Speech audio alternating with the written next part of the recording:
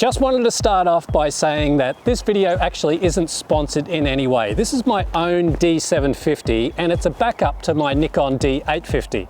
So buying a camera nowadays is quite daunting because there is so many to choose from on the market.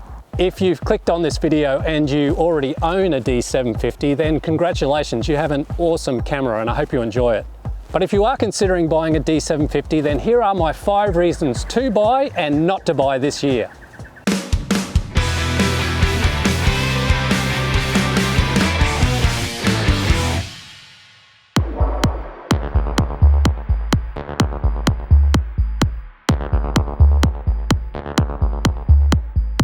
So unlike a lot of modern cameras nowadays, the D750 comes with a built-in flash, which comes in very handy in low light situations, as well as filling in those faces for portrait photography.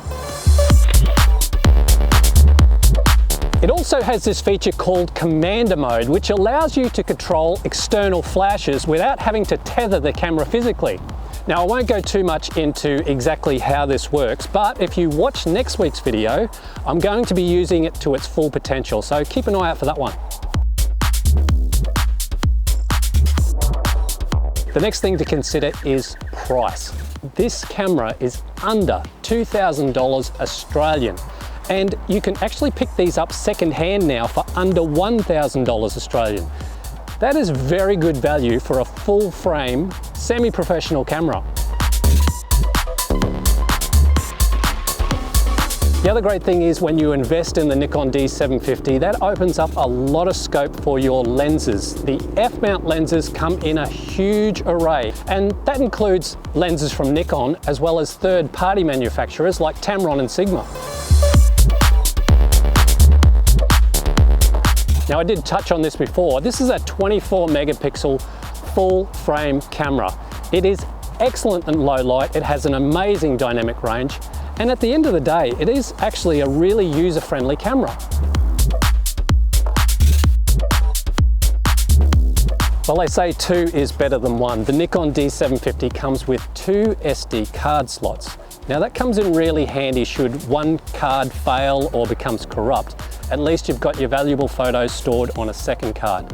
Now, a lot of real estate and wedding photographers use this camera for that exact reason. Because nowadays, a lot of the wedding photographers have either 2 cameras that they're using or they're using a second shooter. Now, I don't know about you, but if you were by chance shooting a wedding with just one card and it failed, then I really don't want to be the guy that goes and tells the bride that her wedding photos didn't turn out.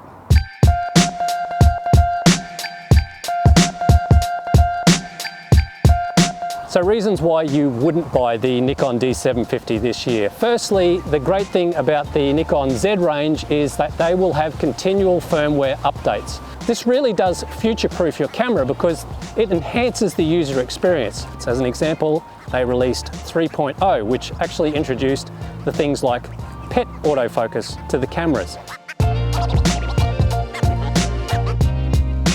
Modern cameras nowadays are actually smaller and lighter than the D750. And you actually get better quality in terms of photos and videos depending on the type of lenses you use.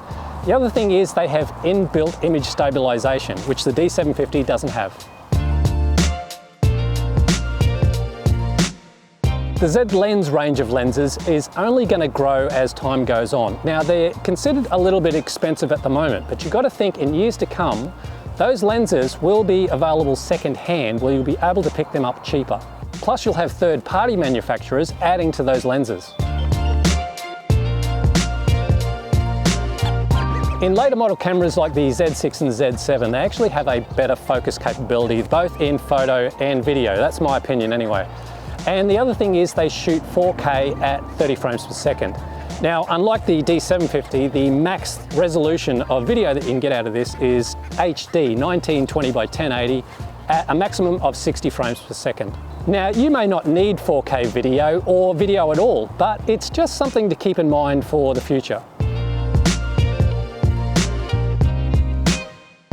Let's talk about frame rates and shutter speed.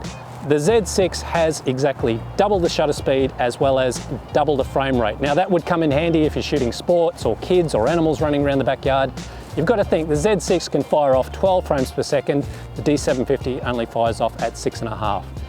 With a higher shutter speed, of course, that helps you with sports and wildlife.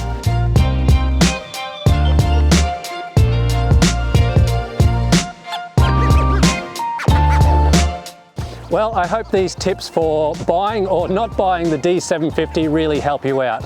As I said at the beginning of this video, this is actually my own D750, and I guess that speaks for itself, is that the fact I still have it. Thanks so much for watching. Never stop creating, and I'll see you next time.